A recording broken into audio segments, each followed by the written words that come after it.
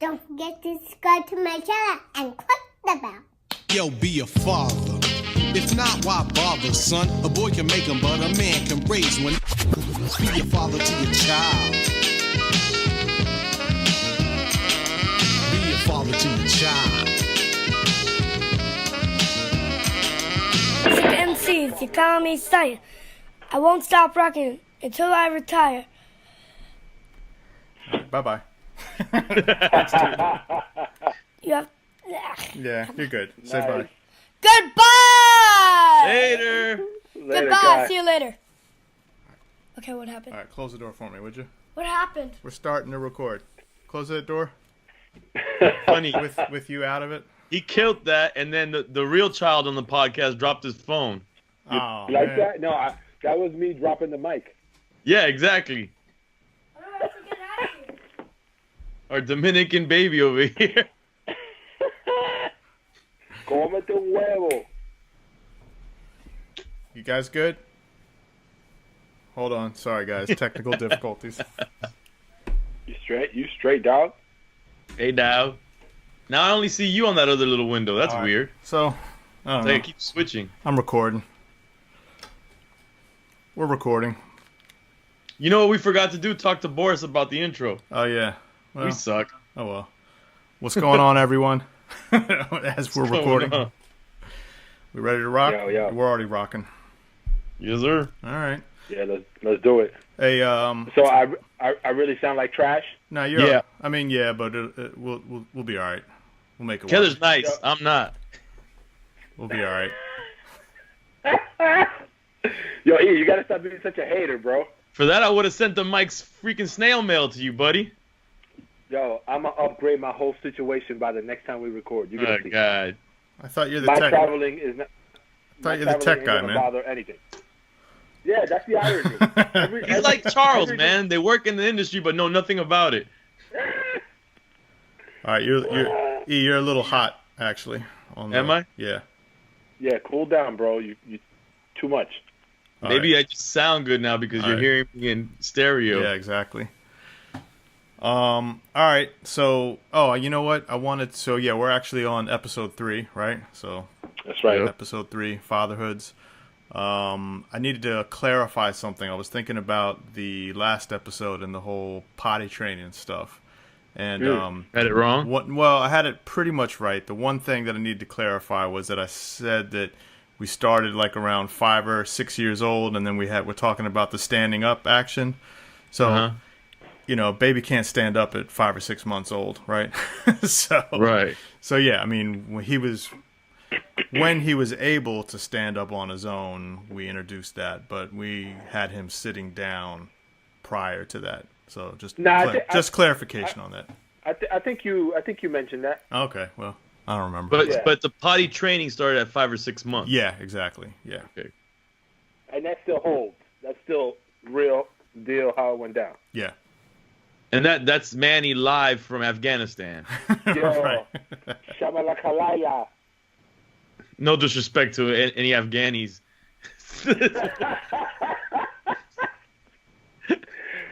There goes that one sponsor that was thinking about things. The Northern Alliance is no longer sponsoring us. Jesus. So I'm actually, so I have to apologize because the guys are getting on my case. I failed to have a proper mobile setup, knowing that I was going to be on a trip in Rhode Island at my cousin's house, and it sounds like crap. So I apologize, but we're going to keep it moving. All right. You got the whole squad with you? The whole tribe is with me. Nice. Yes, sir. Nice. And actually, talking about, I don't know why, but fatherhoods. Today is my daughter's 4th month birthday. I don't know if you Nice. call it a birthday, but today she turns 4 months. Let's make some noise. You celebrate that. You definitely got to celebrate that. So, E, you were out here for a little bit, like quick, but since I don't know, the thought of travel was on my mind. How and so your daughter's pretty young. I mean, she's not gonna know too much when you're gone, Right. when you're there. Do you notice? I mean, you've done a couple quick trips. Do you notice if she like is happy to see you when you get back, or she has any? Does it feel like she has any knowledge of that? My girl, she says that she thinks that my daughter seems to like notice that something's missing. Yeah. I don't think so. I think she's too young for it. For me personally, because I did leave. I've left on a couple, actually some lengthy, like a week trip, a couple times, like 2-week trips, in the beginning. But I've noticed that as she's gotten a little older in months and she's starting to have more of a personality, like I'm missing her more, and I'm, like it's bothering me to leave now more as she's getting a little older, and I'm, like that personality is like, I can't explain it. I don't know if it makes any sense. It's like an infant, she was just like almost still an inanimate object, but as she's showing me different things that I remember now and miss, that's bothering me more. I mean, I'm sure she doesn't miss me, but I'm missing her. Yeah. Mm. What about when you travel, man? Oh, sorry to interrupt. No. I'll answer your question, then I'll ask mine to E. When I travel, I always miss my kids, but I miss the youngest the most because of kind of the stage that she's in. Because I know that the other two kind of vibe more closely and fend for themselves a lot more. I always kind of like, by default, like, damn, what's, wondering more about what she's doing. But when I get back, it depends. They all kind of gravitate toward me, but it depends on how long I go away.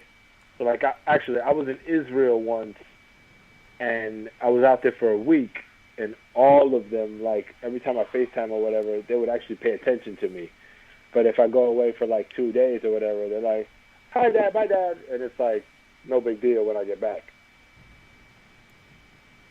So, yeah. How about you with your son? Yeah. I mean, he definitely is totally aware when I'm gone, and he bounces. He gets into it pretty easily, but he definitely shed some tears though when I have to leave. Same with when my wife was traveling a lot. She was traveling early on too, so in long trips. That was actually the one thing that was probably the most frightening thing for me that that I had to deal with was when my wife took her first work trip going back to work after having my son, because she had to go away for like a 2-week trip and overseas, like China and India. Oh. And she was breastfeeding. And oh God, that must have been horrifying. Oh man, I was really scared. I you know what I mean? I was really, I was. Oh, I couldn't even imagine that. Yeah, man. I was freaking out about that. And I mean, none of us were too happy about it, but I was definitely pretty shook about it. And then, and for good reason. I was like 3 a.m. He's waking up and I'm not cutting it. So. Yeah. So he was wilding out. Like, was it as bad as you expected it to be? Yeah, it was probably a little worse. I mean, I didn't know what to, and we had a couple consecutive trips after that were bad like that, where it was, I mean, as soon as he would start to fall asleep, when he would fall asleep, he'd wake up and be screaming and crying because he was missing mommy, and and it was just, I mean, there was a couple nights where it was just no sleep. Like, he's just sitting on me, and I'm trying to keep some song on loop on the TV to to calm him down. I didn't know what I was doing, so that was crazy.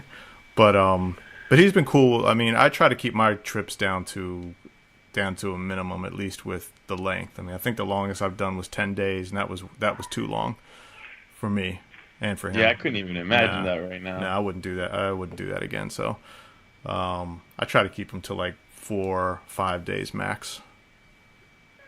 Yeah, that's great. Even though I don't think that, I think my girl could handle things without me for as long as I were to be out. But I just think morally, like moral support type of thing, like, she just, I couldn't imagine being gone for more than like even a week. Even a week is way too long. Yeah, already. just knowing that there's someone else there in case, even if you're doing the heavy lifting for the day or whatever, Yeah. Just knowing that someone is there in case you need a breather, or and especially when they're super young like that, and it's basically all hands on deck all the time. When they're a little older, it's different because they can start to do things on their own. But it's when they're younger like that, it's tough. Yeah, it's crazy. Even the one trip to LA, and it was just not even a full day. I don't even think, and it felt like my girl said it felt like an eternity to her. Has she traveled? She hasn't traveled. No, Okay. traveled. Yeah. No, I was gonna. The traveling for a mom's got to be super hard. Yeah, for sure. Yeah. I mean, I know it was for my wife, so I felt really bad for her. Now that you say that, I don't think my wife has traveled anywhere without our kids. No? Nah. Yeah. Nah, because, I mean, so I guess the main reason is, I mean, she's a stay-at-home mom, so she doesn't have the responsibility of a, I'll call like an easy job, because being a mom is super complicated and big job. So I think that's the main reason why. But if it was work related, I don't know what she'd do, because she's got this she's got this strict thing about her where she's like, yo, my kids are not going to be apart from me overnight anywhere if I can help it. Right. So I'm like, I'm always like trying to shoo her away, like, yo, why don't you go visit your family in Miami, spend a day or two, whatever. She's like, not without the kids. And I was like, I'll stay with the kids. I don't know you. Right. And Manny, your girl ever give you any crap about traveling? Like, it's even like on some like entrepreneurship shit, like sometimes, we as self-employed people sometimes travel, and it's like not necessarily a paycheck coming in, it's just on the hopes of future paychecks. So it's like a weird dynamic of traveling on that basis, No, I gotta say, I mean, that's been one of the key things about our relationship that I think has made us work really well together. I'm very good at setting expectations with her, so long as I can do that relatively timely, she never gives me any grief. So we always make it work, and it's tough because, I mean, in my case, we got 3 kids. Is there anybody helping at home other than her? I mean, like my mom. Adults? Now that we live in New York, my mom does help out when we're in a pinch, but not like we have like a nanny or something. Right, You know what I mean? And my mom lives like 45 minutes away, and she don't drive, so it's like we got to coordinate in advance to make that happen. But yeah, we knock on wood. That's one of those things that I think I'm pretty fortunate of, that I know a lot of people don't have. Right. It's actually a question that when we start having guests on, any guests, especially those that have touring and all that stuff, and I'm really curious to know just how that whole tour schedule impacts relationship. I think a big thing that helps out people in terms of that is like what the support system is at home. Yeah. Because I think if you have like, a lot of family around or other adults that come in no problem and help out when you're gone, you're not that, you being gone isn't felt as bad. And, so whatever. So I think I think we'll find that dynamic that the people who have the least problems, I think actually Manny's situation is like an anomaly. Like, I don't think, it's like most women will probably have a tough time with, guys, leaving. And like I said, like when you're like self-employed and you're kind of going out on these trips where it's like exploratory trips, and then especially in the entertainment business, exploratory trips where it's like debauchery sometimes on those trips. This is all new to me, so I'm still, that's something that I'm interested to see how other people are handling that.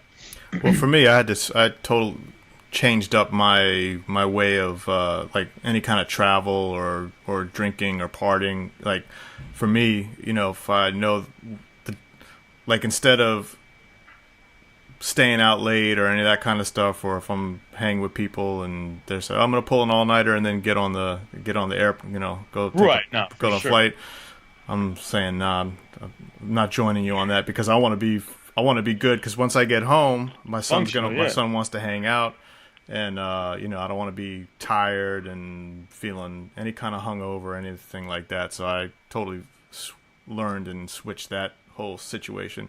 Plus, I really don't want to be. I have a couple drinks and stuff in front of him, but it's really my MO not to be any kind of twisted in front of him or have hangovers, and because I remember how I grew up around a lot of that. So as a kid, I remember feeling weird about seeing the adults around me like that, and you know what I mean, and just you really don't have any control, and it just makes you feel, at least for me, make me feel pretty ill as a kid. So I don't want him seeing. Well, imagine my position. Oh, that's right. Yeah. A show called Drink Champs, where it's a big part of what we do. Yeah, didn't think about that. But I'm definitely on the same page with you, where I have started to change my habits when I travel, in terms of I'm basically becoming like an old man. It's like I'll get, if I'm gonna drink or I'm gonna do any of that stuff, it's gonna be early, and I'm gonna try to get to bed, and especially if it's a travel day, I'm trying to be good. For the most part, I'm still tweaking. I'm tweaking it right now. Not tweaking on it, but tweaking it. So yeah, but it's definitely a work in progress. But I'm trying to mature in that way. But it's obviously it's a part of what I do as well. Drink Champs, It's hard. Okay, when you mentioned your son has seen you drinking, I'm just trying to think back. My kids, they'll see me drink quite a bit. Not see me get inebriated or anything, but right. See drinks, in my hand or whatever. And but with us, in my house, for instance, we try to explain things pretty clearly so that they understand the genesis of why certain things occur. Right. And I found myself borderline lying to them when it came to explaining the alcohol conversation, because you feel this sense of guilt that you're almost semi-promoting a beverage, because for them it's everything is water or juice for the most part, or soda when they're growing up. So it's, oh, what is that? And I'm like, oh, that's just daddy juice, and they're like, oh, I want some. And I'm like, nah, you're not a daddy. And they're like, what do you mean? And then my kids don't let me get off easy. So for them, it's what do you mean? How do you spell it? Where did that come from? Blah, blah, blah. So I was just like, all right, fuck it. Let me just tell you the real deal. This is what this is. This is why it's bad. I know I shouldn't be doing this, but this is why I do it. And they're like, yeah, all right. We know not to touch it, but they don't see me doing it so often where they're concerned. Because I tell them, if you go crazy with this, here are the effects of that. And they've seen little videos here and there where they kind of get a sense of how bad it can be, the tragic shit, drinking, drunk driving, and the outcomes of that. So it's it's examples of you got to have moderation, everything in moderate. Right. So and it's a cultural thing too, because I could tell you, aside from the fact I identify with what Heather was saying, because I have history of alcoholism in my family. My father, so I did grow up with I would tell myself as a kid, I'm never gonna be that dude. But fucking fast forward, and now I'm a Drink Champ. It's fucking retarded, dude. But now we buy houses and drink champ. Fucking ridiculous. But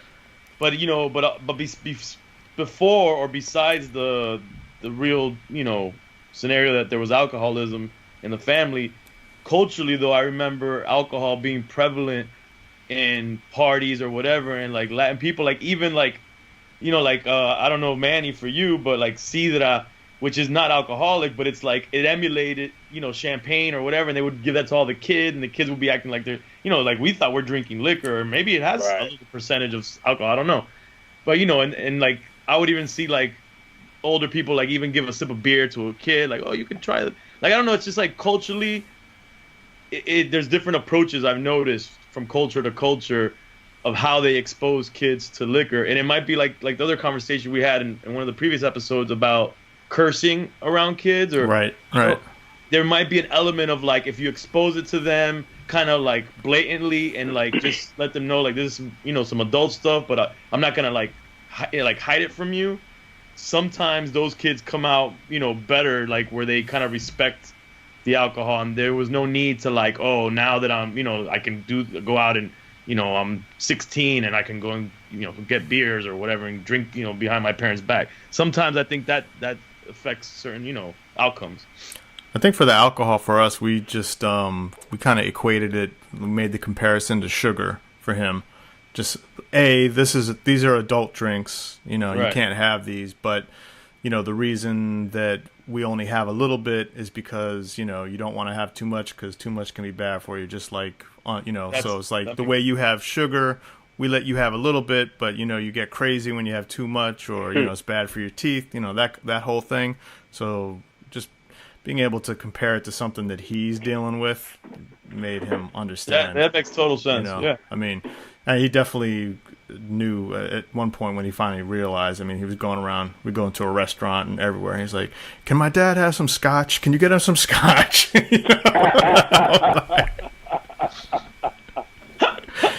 So he was he was definitely that's hilarious. Well aware. And then we have a lot of kind of homeless / crazy folks wandering around the streets around here. So, right. so oftentimes just as a joke, just to kind of re-emphasize like why you don't want to drink too much, and he might say, "Dad, what's wrong with him?" I say, he drank too much scotch, so that's why we don't want to have too much. Now you said it, my son, we were having lunch earlier, and the waitress comes around and she's like, what do you guys want to drink? And it lands on my son. Again, my son's 5.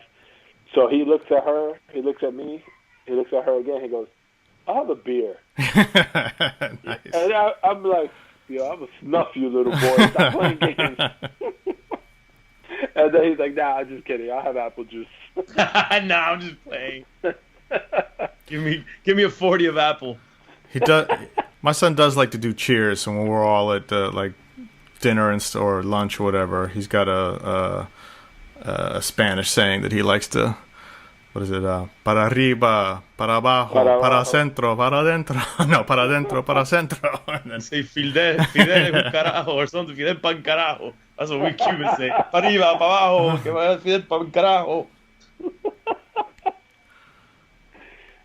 I had a chalice of Corona earlier. You didn't see me downing that, but since we've been talking about drinking while we're on the show, I popped that cherry for y'all. So nice. You're welcome. I got that Zevia, son. Yo, stop repping them, man. We gotta get their change, money first.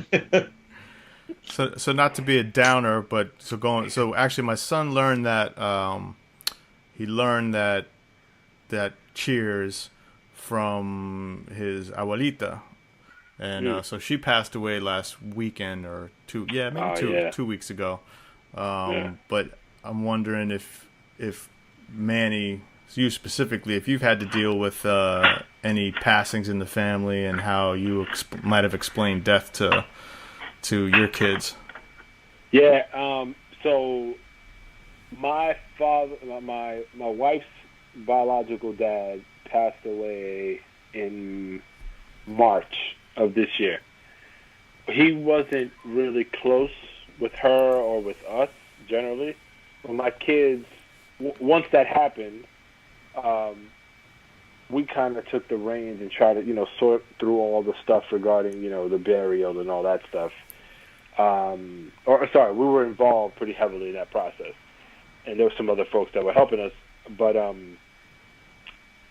so I think that's the most recent one that I can recall that I can speak to. It was difficult to explain, especially to my 5-year-old, because he's got a lot of emotion. Like, he's a really nice, good-hearted kid. So when something's sad on TV, like, you'll see him start to tear up. Right. When you tell him a sad story, like, you see the emotion in him, right? And so when we explain, like, look, he passed away, and he's asking all these questions.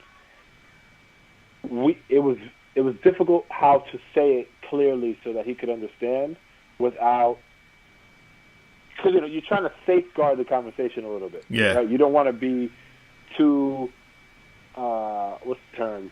Too blunt about what took place, but then you don't want to sugarcoat it so that it becomes like fantastical.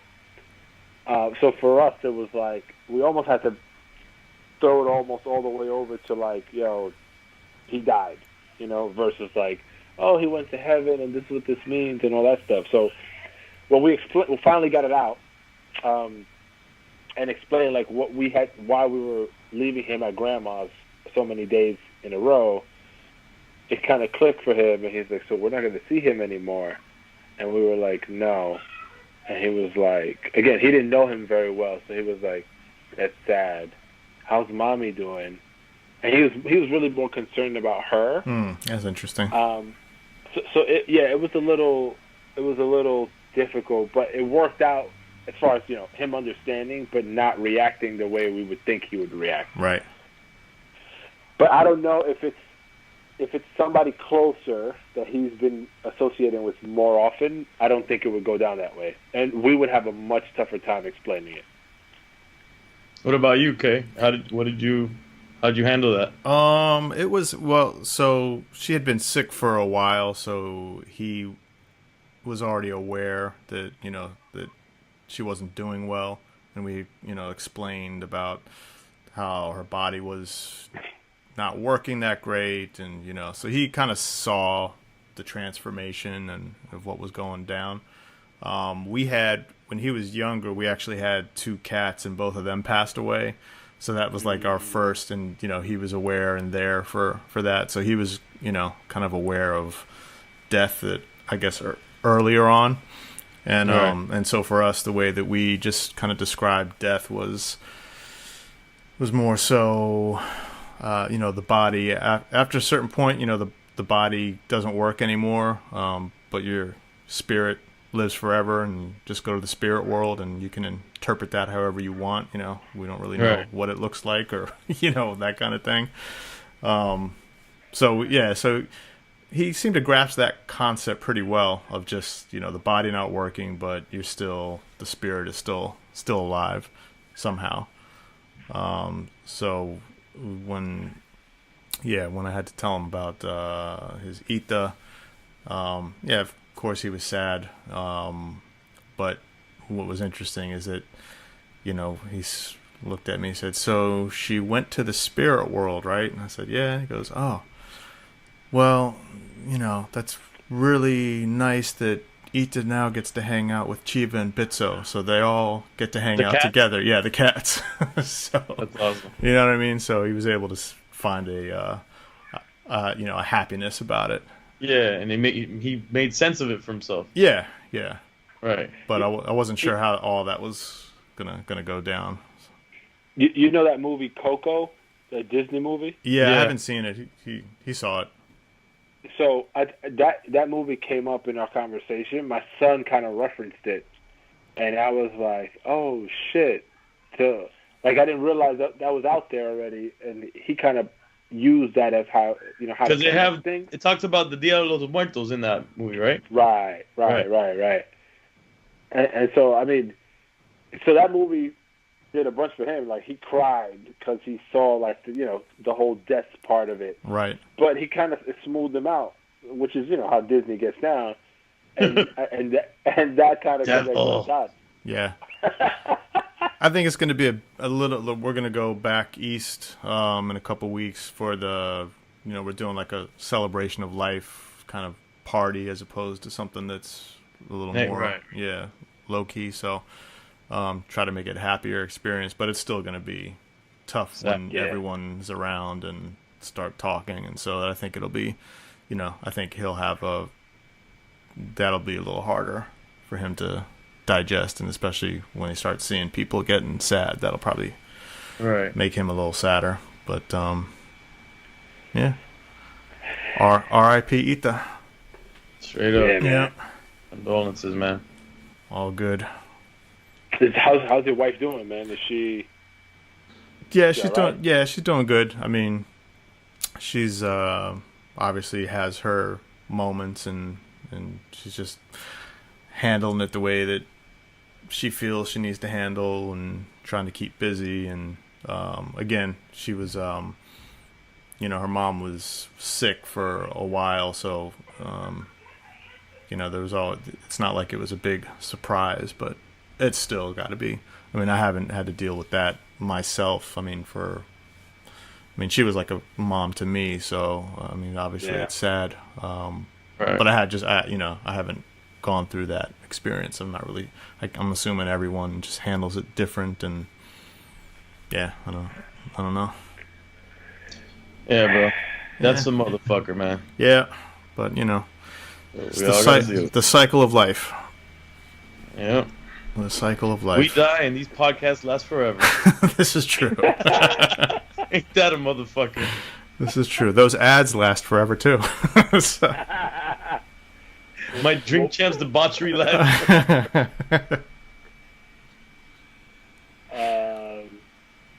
So I was pondering how this. We kind of talked about, I think, in one of the previous episodes, just like breastfeeding, and we touched on it a little bit here today.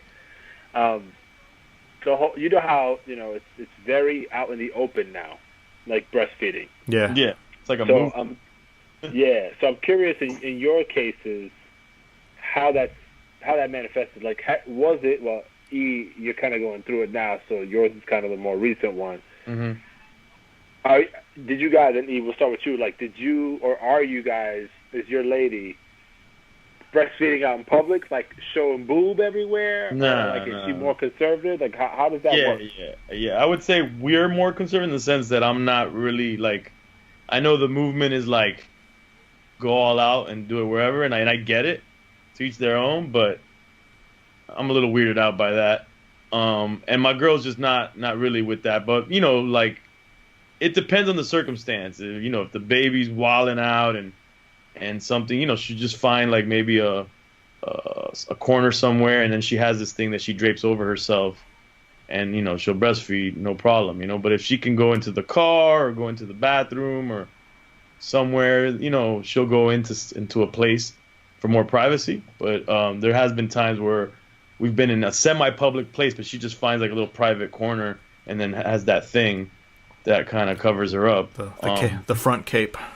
Yeah. But it's funny. The reason why, for me, it's funny because the first time I remember seeing a boob was a lady breastfeeding. And it was like a friend of my mom's or something came over and she plopped out, her breast, and I was just like, I got the same. As a little boy, I was like, yo, I'm looking around like, y'all see this? Nah, I got this. Like, yo, pass that. Well, you know what? I got the same kind of story. I was running around. I was at a friend's house, and the mom had a newborn or a young kid, and she was breastfeeding, and she had her boobs all out in front. And I just remember we're running around, and we stopped like we were thirsty, and the mom takes the breast out of the baby's mouth and says, "Do you want some?" No. Trust me, if she would have done that to me, it wouldn't have been because I was thirsty.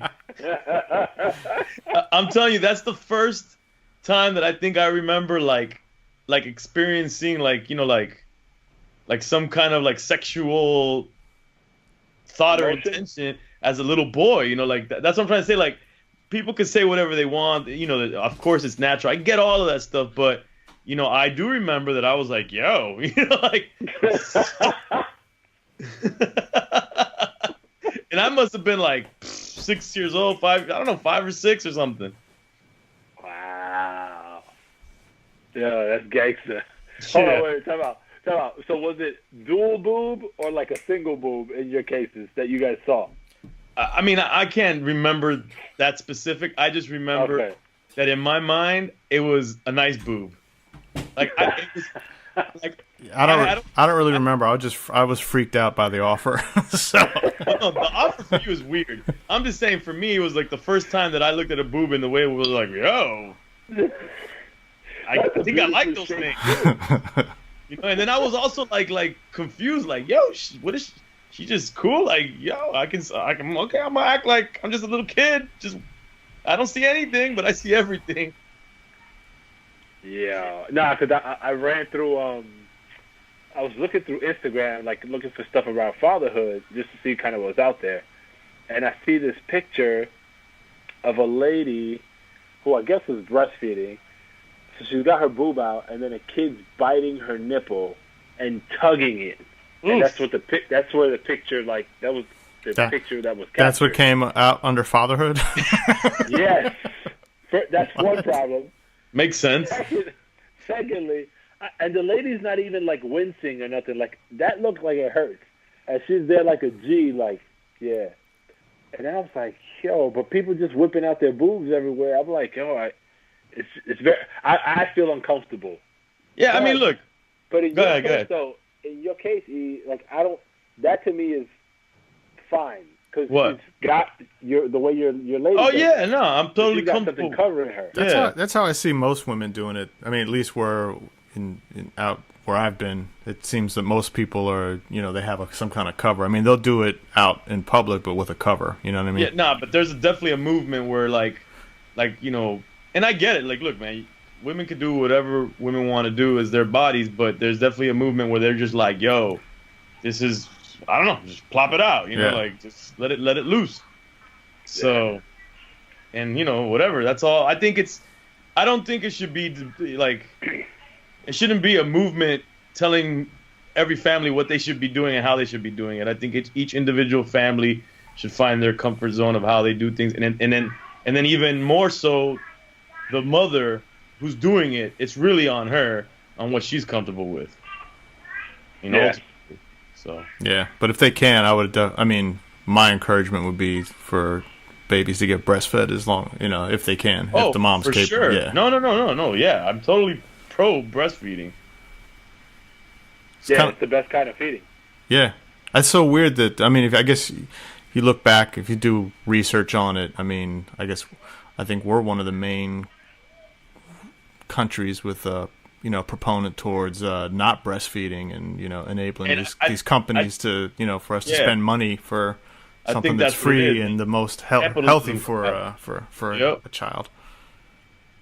Yep. That's why we all have to be wary of the things that we're hearing, because it's just people trying to, like they say, the whole food pyramid, not to veer off too much, is really manufactured to have people buy, like they needed to sell milk and more like meat and all that because they were subsidizing that industry at that time period and in the U.S. history, and that's why the food pyramid has all the way it is and all that crap. So whatever, man. I don't know. Not to veer off too much, but yeah. Yeah. Fuck the man. Yeah.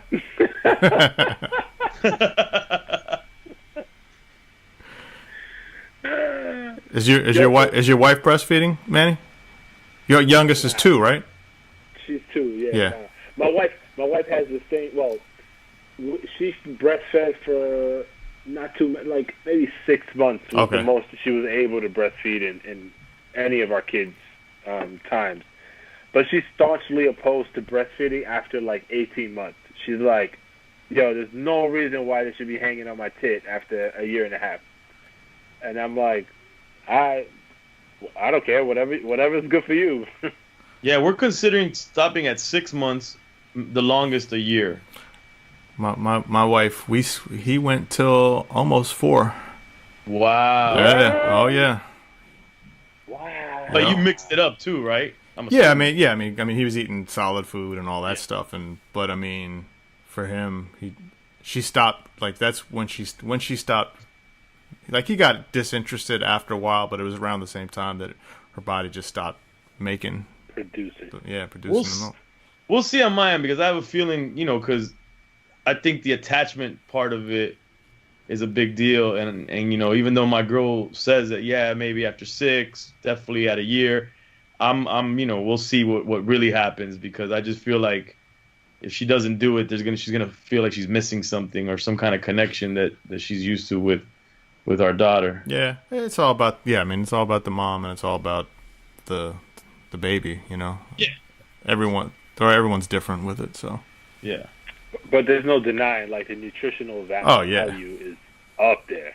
No, and also, especially like if you're trying to be more natural in terms of like, and I don't know if we've talked about this yet, and we definitely need to, about like vaccinations and all that, how breastfeeding passes down a lot of those immunities to the child. So if you're not necessarily doing all these vaccinations early on, breastfeeding helps, the baby, a lot. Yeah, for sure. Yeah, we not to. Well, I mean, we don't have to get too deep in vaccinations right now, but we definitely we prolonged some of those. I mean, we got them all done, but we spread them out, and we didn't do a lot of the multi vaccinations at once, just because we wanted to get a better sense of like, if you give him one or two, then you can at least judge like, all right, he's having a bad reaction to this one and not to this one, but if you, that was just we were just paranoid, so we were doing step by step process. This week, Wednesday is our first. I think we're gonna have to tackle our first vaccination if we're gonna do it or not. I mean, we were supposed to already do some, and we said no. Yeah.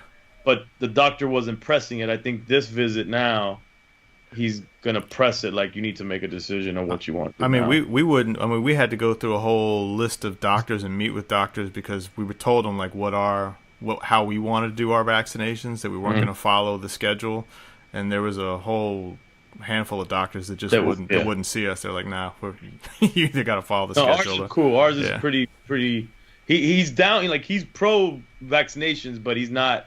Like, he'll let you do it your way, and he's not like that's the same with our doctor. Yeah, same with our doctor. What about you, man? Damn, I didn't realize it was that serious. Like, the 5 doctors were like, nah, chill. Yep. Damn. I'd say we were kind of a little bit less conservative than UK, but by a smidge. So not as extreme as E and his lady right now, but we knew we were going to do them, but we did spread them out just a bit in order to avoid kind of more. It was more about like the pain to the child versus like reaction. So we were like, all right, let's give them the essential one, at the beginning, not make it more than a couple, if at most, and then space it out from there. But because again, in our case, my wife's track record with breastfeeding was kind of whack. We wanted to make sure we gave them as many benefits as possible without overdoing it too much. Right. All right, we need a doctor on the show next. Yeah. A pediatrician. There has to be a hip hop pediatrician out there. I'm sure there is. They'll come to us now. Yeah. Yeah. Oh man. I got to cut it soon because I got a bike ride to do with. So my son just grew out of his smaller bike, so now we got him a 20-inch today. Oh. So now he's chomping at the bit, ready to go on a bike ride before dinner. That's dope. Yeah. Yeah, it's still daylight over there, right? Yeah. Yeah. One word of advice, is get your daughter a balance bike first. What's that? It's the one with the 2 wheels. Yeah. So it's like it's a bike, no training wheels. Doesn't have any. Training wheels. Yeah. No training wheels. No pedals. Pedals. No training wheels, no pedals. Yeah, so they walk with it. Yeah, they walk with it with their feet, but then they can lift their feet up to learn how to balance. You know what I mean? So they get that sensation, and then we did that with my son. Like, he had the balance bike, and he got really good at it. And then we got him for one holiday. We got him a bike. This was probably when he was 3. Yeah, 3. Maybe 4, somewhere around there. But the first time we put him on the bike with no training wheels, he took off. I couldn't believe it. We were like, what the hell? Wow. Yeah, but it was the balance. Balance is the main part. Yeah. It was I might get a balance bike for myself. It was the balance bike. That's the first I heard. I've seen him, but I didn't really trust him. I thought it was kind of goofy, but now that you say that, it makes more sense. It makes total sense. I was shocked, man. I was shocked. He never had a big wheel? Nah, he did have one of those. We did get him one of those. we got him a pimped out Jeep, one of the Jeeps that have the batteries and you could drive around and Yeah. So he had that. It had a radio in it. We'd go walking around, driving around the neighborhood with that, and some people liked it. Some people were looking at us like these fucking assholes, you know. Spoiling. Run DMC up and down the block. Yeah. Damn it. Oh man. Yeah. All right. I guess we should let you go ride around town, bro. Yeah, I think we're good, man. We'll knock out another one this week. I'm in. Yeah. Don't forget to subscribe to my channel and click the bell.